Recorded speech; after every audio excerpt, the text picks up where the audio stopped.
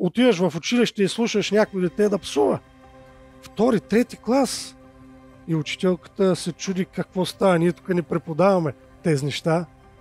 И се оказва в разговор с родителите, че един от тях, ама той учи всъщност.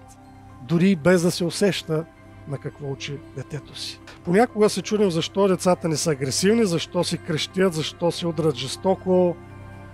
Идват психолозите и ни казват, че трябва да ги оставим да си изразят всичките емоции.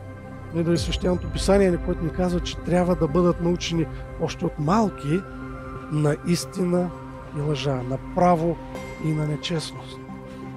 Научи го отрано в подходящия за него път. Кой е подходящия път? То е ясно.